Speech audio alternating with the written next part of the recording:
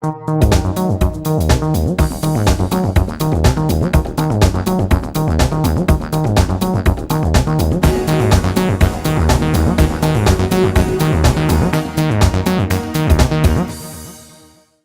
afternoon. Such an honor to be here today, and I really appreciate the invitation to come and visit with you for a little while.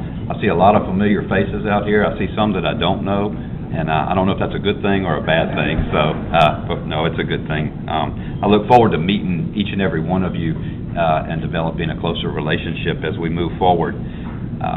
You heard a little bit about myself. Since being appointed by Governor Edwards several months ago, it has been a roller coaster ride. It's something that I never could have imagined would have gone the way it's gone. I didn't have any aspirations of how it would go, but it has been a surprise. Never a dull moment. But I do appreciate the governor's confidence in me, the legislative support that we as an agency have received, and most of all, I'd like to say I appreciate the men and women that make up our agency and go out there and do the job every day and every night. And you'll hear that as a recurring theme for me, because I think it's very important that we accent and focus on the good work that is done by the members of our agency every day and every night. We've had some challenges, to say the least, after coming in as a superintendent on an interim basis, facing a DOJ decision last year, also facing an internal investigation into a San Diego trip, and since then we faced a investigation from the media that was brought on by the media into some lace operations that we had, and then of course most recently the audit that was received from the legislative auditors. I'd like to say this, that sometimes I would like to accent that we not forget that when things aren't always apparent that they're going on within our organization, things are going on sometimes, and we just can't reveal what's going on within the organization as we move forward, and that we're actually working on matters. But I would like to say that the actions of a few within our agency should never reflect on our agency as a whole. I really would hate to see that all of our troopers, our civilian staff, be painted with a broad brush based on the actions of a few. We're at a point right now where we had to sit back and ask ourselves, how did we get to where we're at? You know, the natural inclination when you're facing a crisis is to blame others, and I just don't think that's acceptable. I think at this point in time that our agency needs to sit back and ask ourselves, what did we do to contribute to the position that we're in as an agency? And that's what we're doing. We're having these talks daily. We've been having them for some time. Upon becoming superintendent, I asked our deputy superintendents to do a top-to-bottom assessment of our agency, of the operations that we're doing, and we wanted to know, what are we doing real well? What are we just doing, and what are we not doing so well? And what do we need to be doing that we're not doing, and maybe what don't we need to be doing that we are doing? And so those assessments continue across our commands, and we look forward to getting those results and making the necessary changes that need to be made.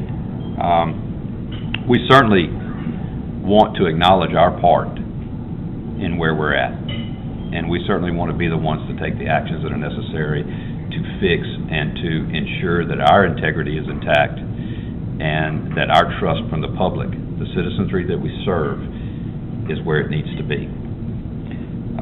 Professionalism is everything to us.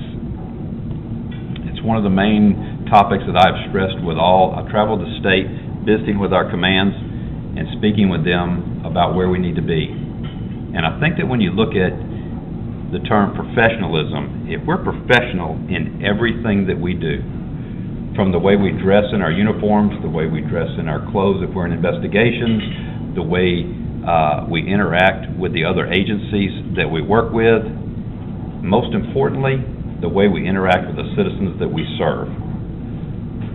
that we need to be professional in all of those interactions. And to take it a step further, we need to be professional in our processes within the agency. And lastly, we need to be professional in the product that we deliver to the public that we serve. Those that aren't must be held accountable. And we're an agency that believes in holding them accountable. We've made several changes towards being more professional and working with our employees. One thing that I'd like to say is when we talk about discipline within our agency, upon coming in, we changed our disciplinary process a little bit. Instead of in the past, whenever we've had a disciplinary issue come up, the report was forwarded to the commanders of the sections and came up through the ranks on recommendations for discipline, and the superintendent made the final disciplinary decision. We've changed that process a little bit. We still get recommendations from the section commander up through the region major. But at that point, the case report and the discipline goes to a panel called our disciplinary review panel, and that consists of myself and our deputy superintendents and the chief of staff. In that panel, we're briefed on what the matter is at hand, the recommendations, and then we sit down in a room and we discuss what the most appropriate discipline would be for what's been done. Now, there's two reasons we went to this, and I thought it was very important to go to this. Number one is, I don't have all the answers. I don't have all the correct answers. I can't tell you that I could sit in a chair in an office and tell you what the most appropriate discipline is for every situation that comes across our desk. But what I can tell you is in that room, there's a group of men and women that discuss, in all honesty, what's been done and what would be most fitting and most appropriate for the individual within our agency and the agency itself.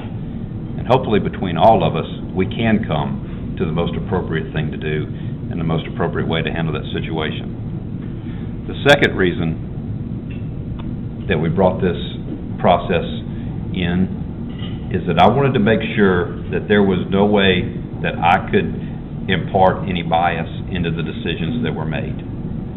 There was no way that I could say, for this trooper right here that did this offense right here, we're going to handle it this way, and I don't particularly care for that trooper, but for this trooper over here that I'm friends with, we're going to handle it another way and show bias in that area.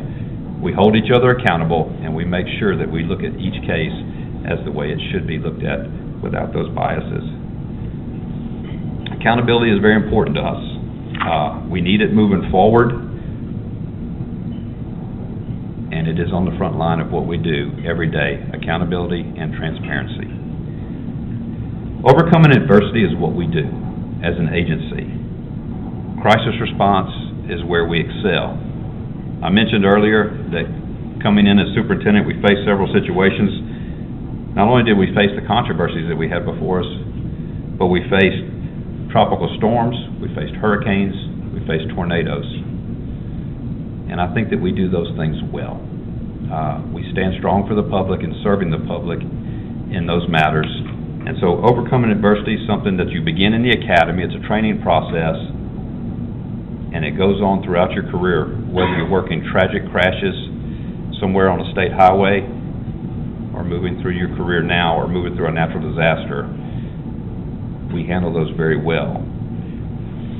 We have a proud history of traditions within state police.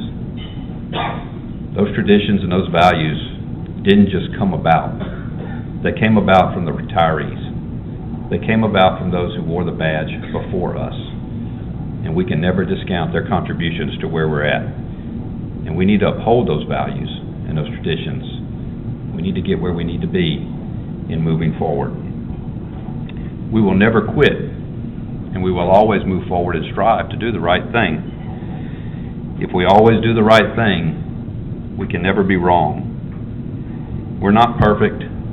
We're going to make mistakes. And I'm going to make mistakes. Our agency corporately is going to make mistakes. But I think the important thing for us to realize is we have to acknowledge those mistakes. We have to learn from those mistakes. We have to strive not to repeat those mistakes.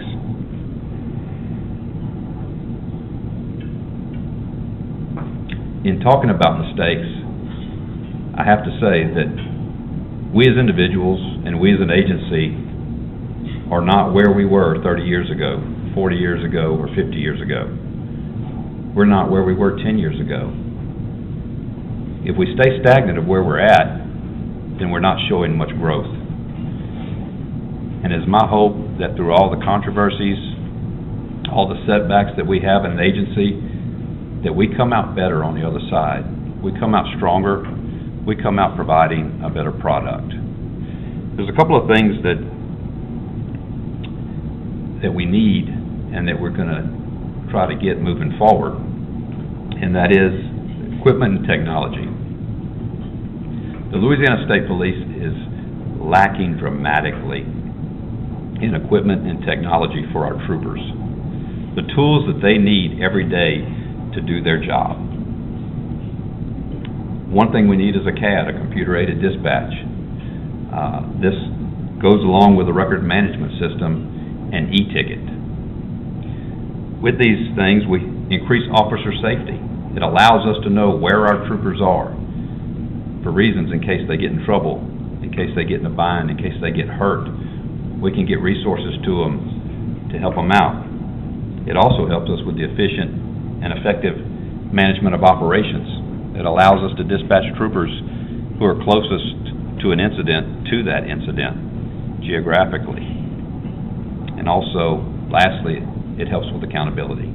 It helps us to know we're where we're supposed to be doing what we're supposed to be doing. We have great public safety partnerships. Agencies across the board are working together every day and every night, exchanging information, exchanging resources to make sure that we produce a better public safety product for the public. I'd like to acknowledge the good work of our LSP Crime Lab. Sometimes these are the unsung heroes.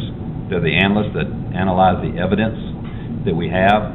Many times, they'll work 24 hours straight trying to analyze evidence and get answers. Number one, so that we can prevent crimes from happening and continuing, and also to give closure to the families that are victims of crimes. Also, our Fusion Center.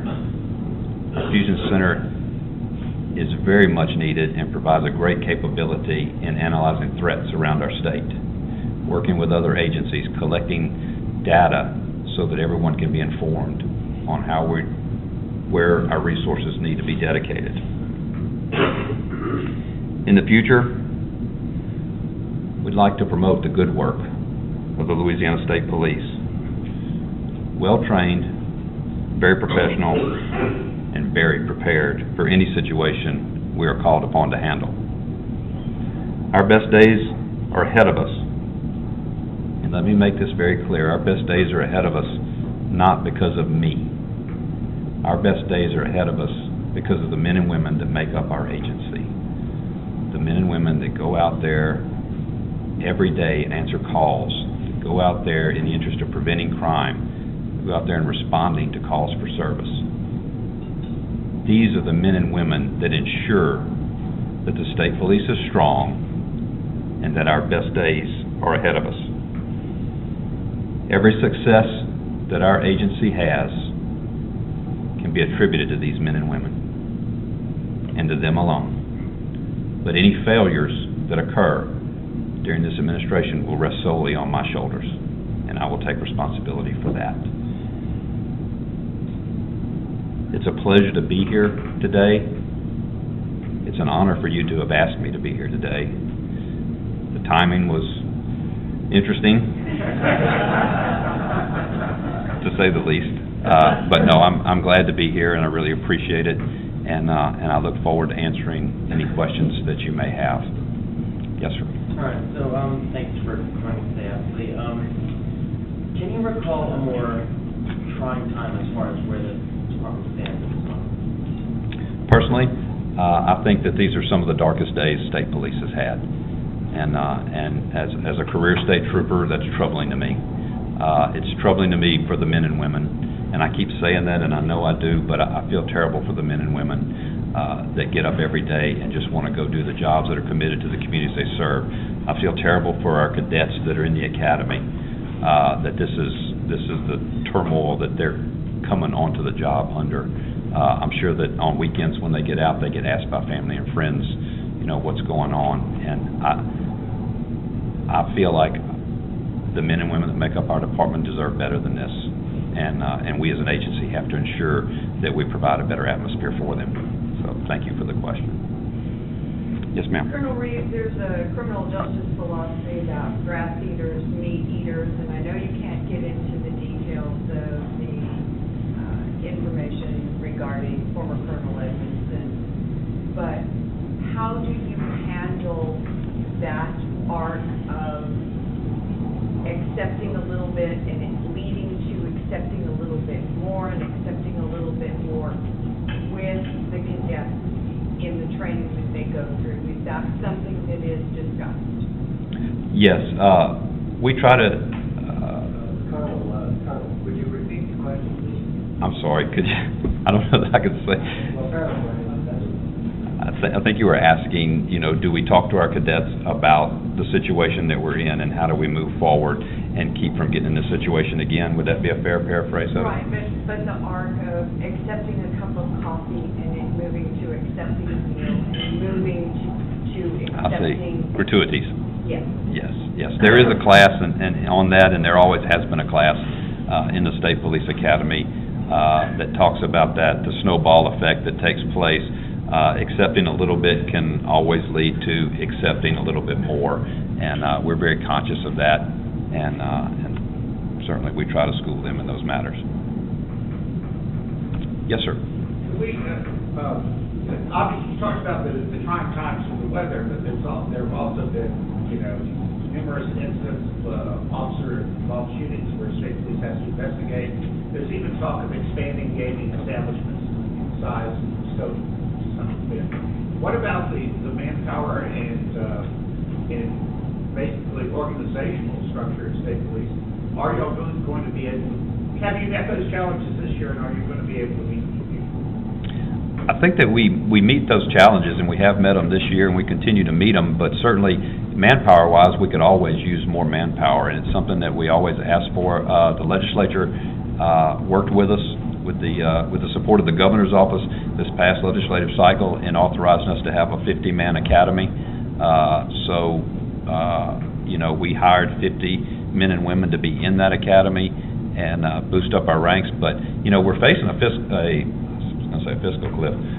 We're facing a manpower cliff here in the spring of losing 270 personnel that are becoming eligible to retire. Now, I don't think we're going to lose a full 270 personnel, and I certainly hope not, because that's a lot of knowledge and ability that we will lose. But there is a portion of that we'll choose to go, and that's going to create a significant hole for us. But we're confident that the legislature and the governor's office is going to work with us to help us fill that hole so that we can meet the obligations that we have to the public that we serve. All right. As far as the we talked about the computer-aided dispatch system and sort of the catching up, if you will, versus other state police organizations, frankly, other city police organizations around the state. How shocked are you that this kind of infrastructure has not been in place relative? Well, technology has moved forward, and the question was, how shocked am I that we have basically not moved forward with the technology? It's been available for some time. We faced a budget crisis in state government for some time, and technology has moved forward, and we've lagged behind. I mentioned to you earlier in the back that when we write citations right now, there's 4 copies, and 1 copy for the violation, and 1 copy for the clerk of court, 1 for the district attorney, and 1 to retain within state police, and we still sort those out by hand and send them to the individual agencies where they go. So, obviously there's better processes for that, and we need to catch up technologically with that. So, yes, sir. Colonel Reeves, you devoted a good bit of your statements to discipline, and there are a number of both retired and active troopers who believe that the Louisiana State Police Commission is broken beyond repair. Lloyd Graham and Commissioner Graham expressed those sentiments that there was no integrity on it. Most recently, you had both Dawes and Mansell on resignations due to activities shortly after a meeting. Prior to that, you had a very high-profile Calvin Braxton resignation that was, widely disseminated. James Gill, and I'm writer for the Advocate, has openly said that Jared Reeves should not be on the commission. Do you share the sentiments that it's broken beyond repair? If not, can you give some words of comfort that they are advocating just dissolving it and putting it as part of regular civil service? Do you concur with that? And if not, what words of assurance can you provide that you believe that that'll be a fair body? Well, I think that I'm sorry? What's the question? The short version is, can you give any assurances that the State Police Commission will be a fair body going forward? Well, I can tell you that I hope that the State Police Commission is a fair and impartial body going forward. I think, we're going to do our part as far as state police goes with our employees, and with transfers of promotions and discipline, and I'm confident they'll do their part. Yes, ma'am.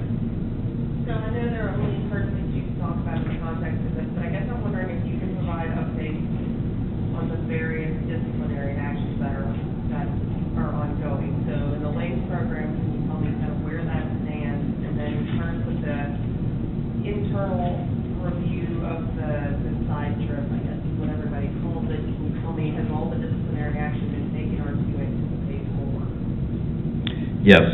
Well, as far as the San Diego, the side trip goes, the question was, can I give an update on where we're at disciplinary-wise with the San Diego trip, with the LACE investigations going on? It's very hard for me to speak about those two topics at this point because, number one, with the San Diego trip, there's an appeal going on with the employees, and we certainly want to be fair and impartial to the agency and to the employees as they go through that process and let those processes take place.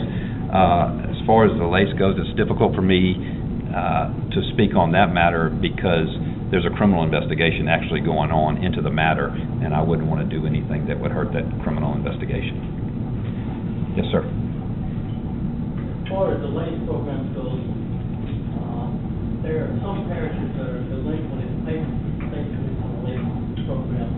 St. Landry Parish, for example, is one that's been way behind. What are y'all doing at bringing local district attorneys up to current payments on the LACE payments? Yes, sir. It's my understanding that we've been in negotiation with those parishes to try to figure out a way for them to come back and zero out their payments to us in moving forward with their programs.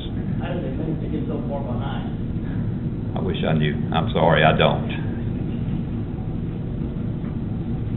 Yes, sir. Following up on LACE, that's been a very, very healthy program for the local jurisdictions to visit. Those tickets replenish their criminal court fund. But do you see a future for LACE, or is there going to be some sort of restructuring of how y'all work with local jurisdictions? The question is, with regards to the LACE program and how it's the fines are put into the criminal court fund, and do I see that program moving forward or a restructuring? I can tell you within state police right now, obviously that upon finding out of the allegations of the story, that we immediately stopped LACE across the state. And we have put together our commanders and our majors to take a look at the program and see what merits are with the program, what changes need to be put in place as we move forward to give the program credibility. And until that happens, until there's some meaningful change that can take place in the program, at that point, then we'll take a look and see if we're going to open the program back up. Yes, ma'am. In light of the recent mass shootings, what is agency doing to prepare for those kinds of incidents? Yes, ma'am. We train in active shooter programs, and we have been doing for some time.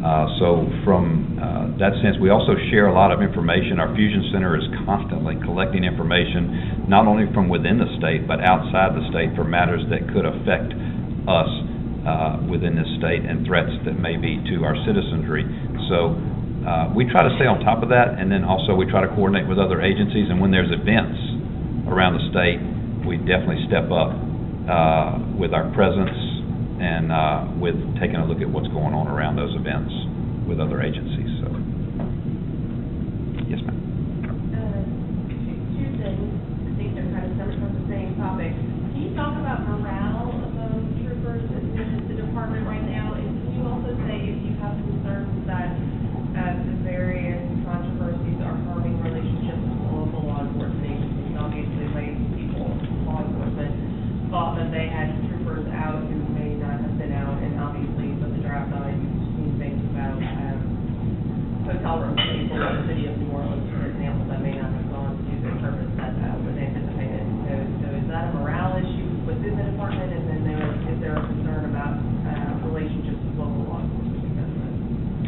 Certainly, there's obviously morale is always of concern to us. I think that morale is improving within state police. I'd like to think that. I hope so, that we're making some meaningful changes that the men and women of our agency can be proud of moving forward.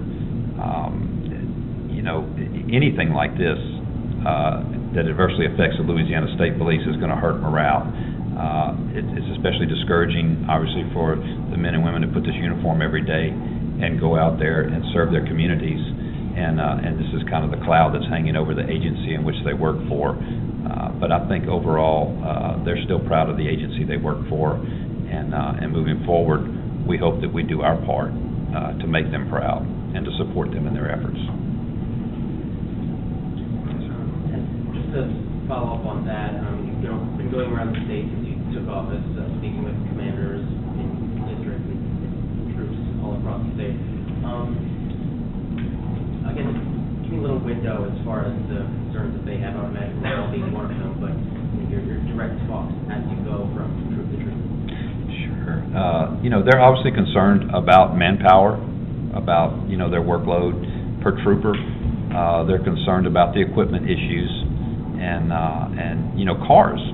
Vehicles are a big deal to us because that's our offices as we travel around. And when those go down, it inhibits our ability to provide our services. So we tried to initially address a lot of that, and I think we've making strides in that, obtaining new vehicles for the troopers. And we just completed a deal that 800 new in-car cameras to put in our vehicles because our in-car camera stockpile has just gotten beyond repair. And those in-car cameras will be in coordination with the body cameras, which will go into implementation shortly. And those cameras from within the vehicle will be able to tell us what's going on in front of the vehicle. The body camera will be able to tell us what's going on in the individual interaction. And then we'll have cameras also that are monitoring what's going on in the vehicles. So, we're trying to address their concerns when it comes to, because that's some of their main concerns, is morale. And that morale is affected by the equipment that they have or don't have to do their jobs, and then also the amount of troopers that we have out there doing the jobs. Yes, ma'am. Senator Hewitt has asked for a review of all the state sexual harassment policies. The governor, I think, has reviewed safety, tactical policies. How do you educate your troopers in that regard? Yes, ma'am, we do, and yearly. We go through sexual harassment training across the state. It is required, and so we will be reviewing those operations, though, and making sure that we're where we need to be with them.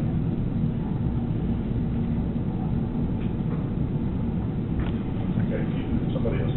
Yes, sir. Are you doing anything to actively recruit returning veterans, take advantage of their discipline and training? Absolutely. Our recruiting section spends a lot of time on military bases, looking for those that are scheduled to finish up their tenure in the military, and we loved having military veterans within our ranks. They travel around not only to universities, but they also travel around. That's our other, to go along with universities as military bases, trying to seek those recruits to come into our ranks, because they do bring a certain amount of discipline and a certain amount of pride in what they do. Yes, sir. On a scale of 1 to 10, can you give a relevant number for what I'm going to call your shock value at the Lee Zurich revelations of the lace overtime abuses? 1 being kind of knew it was there and it was just a matter of when it surfaced, 10 being completely unexpected and totally shocked? I was very shocked. Yes, sir. Yes. When it comes to the CAD system and things like that, obviously that has to interact with the budget environment where there are constant shortfalls and cuts. How do you go about getting the money and how much does it cost?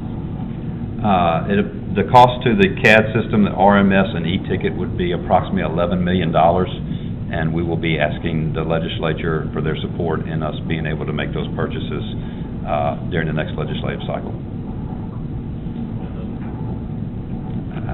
We got to do with what we have the monies for to be able to do. So we'll be looking at other options that we have to us, but we haven't found them yet.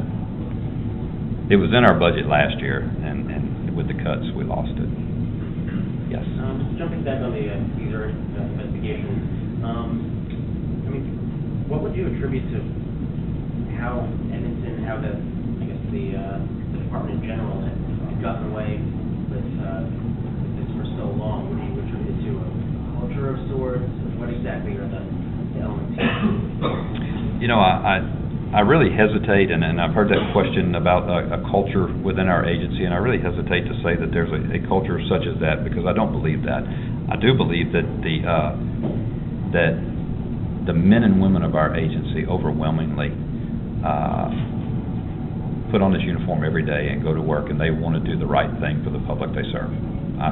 I believe that, and I'll stand by that. And I don't want to see all of the troopers that do that to be painted with a broad brush based on the decisions of a few. So I think we had, and it's hard for me to speak on because there's a criminal investigation, so I can leave it at that.